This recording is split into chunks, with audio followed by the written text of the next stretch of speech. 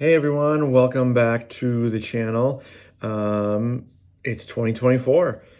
Welcome to the new year. I hope you all had a great and wonderful holiday season, a great Christmas spent with family, and New Year's spent with family and friends. So it is time to start planning for your 2024 garden. So if you're like me, you get super excited when the seed catalogs start arriving in the mailbox. I had one arrive a couple of weeks ago.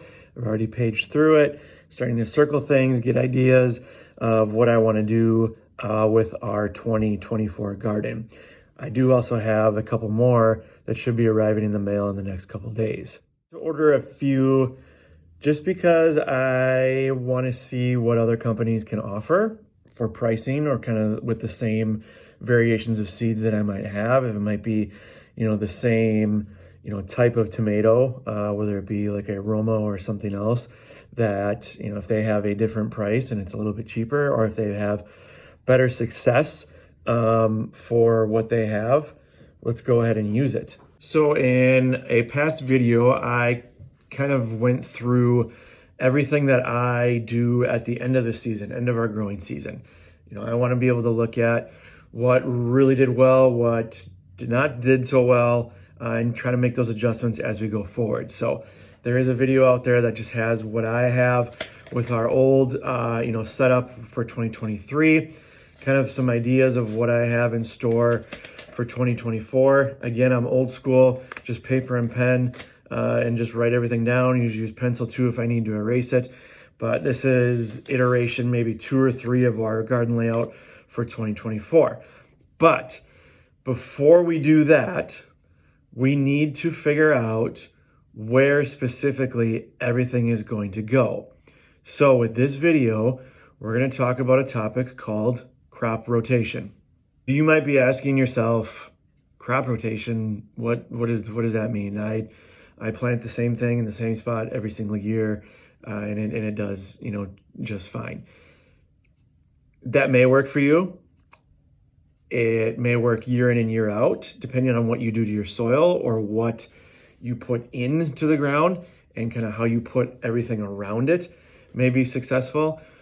But I found out the hard way this past year that if you plant the same thing in the exact same spot, and it was a bumper crop the year before, more than likely it's not going to do as well.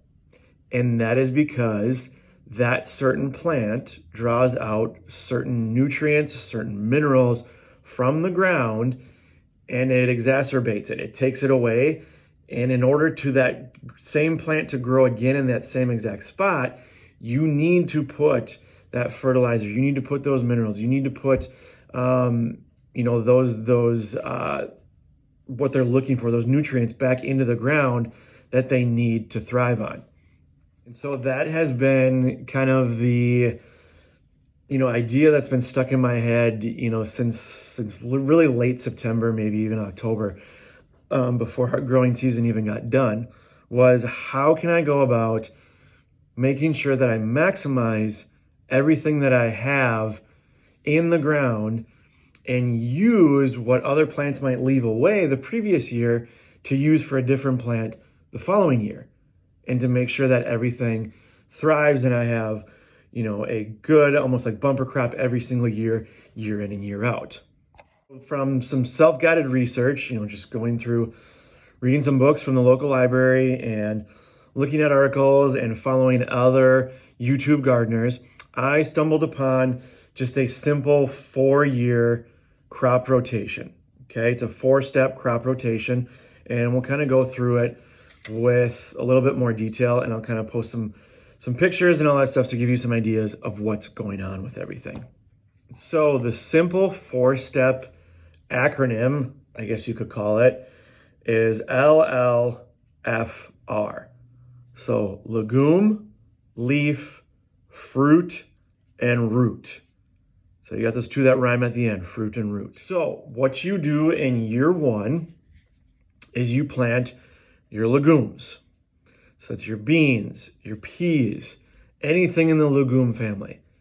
because what they do is they have this wonderful thing where they take the nitrogen that's in the air and they pull it down into their roots. They leave it behind after they're done fruiting and doing everything else for your next crop, which is your leaves, right? We know that leaves need a ton of nitrogen to flourish and survive and to produce tons of fruit. So that's your lettuces, your spinaches, your broccolis, or your other brassicas, your cauliflowers, Brussels sprouts, kale, kohlrabi, and your herbs, okay?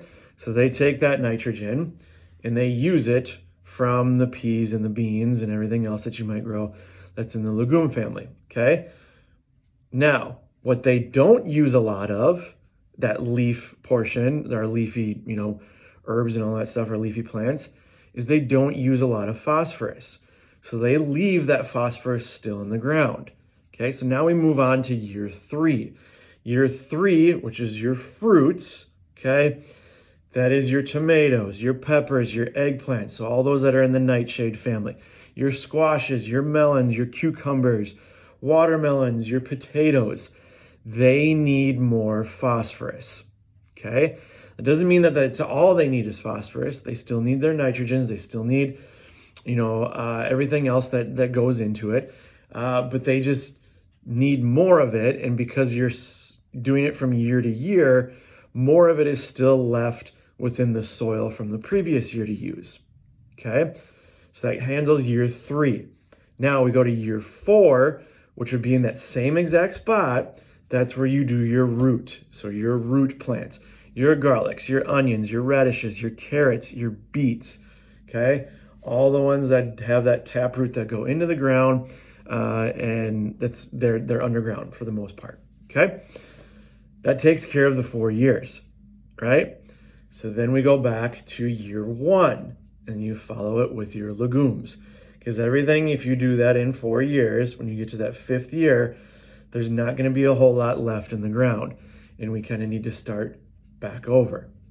So I found, and this is what we're going to use this year, to be the simplest, rather than thinking through like, okay, I did tomatoes there. I can't do anything other than that in that same spot. I need to go over and do something else. I'm just going to move our plants where they were in 2023 to a different location and kind of find the similarities of where they fall on that 4-year spectrum and try this out, okay? Because at the end of the day, gardening is just kind of one big experiment. You're letting science and nature kind of do their thing, and you're hoping for the best. You can provide the best kind of growing mediums and best scenarios or best conditions as possible, and it still might not work out.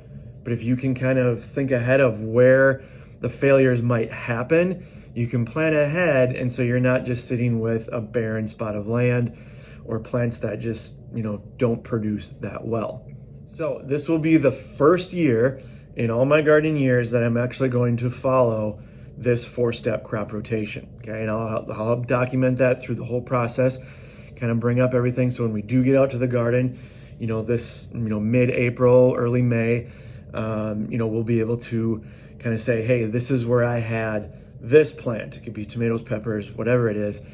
And then following that 4-year rotation, saying, I'm going to plant this plant here because this is how it's going to follow on that spectrum. Now, you may say, well, I don't have a space big enough to do that. I can't do 4 different locations over and over.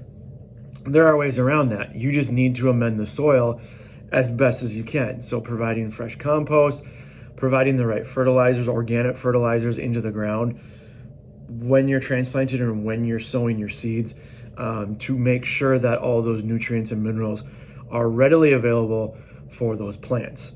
If you're not going to do that, which I still will with mine because I just want everything to be, kind of all the boxes checked off, so we're kind of setting ourselves up for success rather than failure, is to be able to do that with the organic fertilizers. But I also want to try this experiment because we did not have a good crop of lettuce, and we had a decent crop of peas and beans, And so I want to see in those locations where we planted peas and beans, if I can plant our tomatoes, peppers, eggplants, and kind of those fruit, that fruit category, and see how well they do in those areas. If you are or you have been doing crop rotation in years past, let me know what works best for you. Leave a comment down in the section below, and let me know. Let me know what works best for you. This is something that's fairly new to me. I'm willing to experiment a little bit and try and see what happens. And I want to be able to, hopefully document this as it goes on so you can use this as a viable option. So that starts the process of planning, especially when you're looking at your layout of your garden, where you want things in certain locations.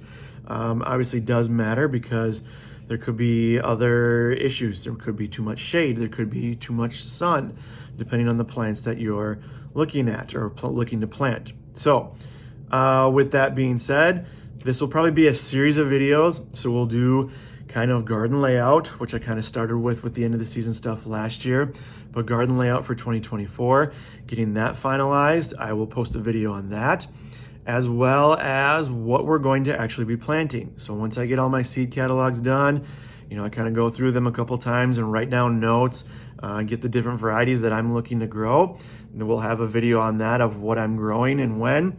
And then we're gonna have the wonderful time of seed starting and seed start planting, because you're gonna have to know when those things need to get in the ground. Okay, we can't just have stuff thrown out there if it's gonna be too cold, because then everything's gonna freeze and it's not gonna grow. So we'll have videos on that. So this will be a series of, what we'll just call as planning your 2024 garden. So don't forget to like and subscribe. Hope to see you guys on the next video. Hope you all have a great first start of January here, and you're all staying warm and cozy, because here it's starting to get a little bit cold again, and we're starting to get some more snow on the ground. So spring cannot come soon enough. I hope you all have a good one, and we'll see you next time.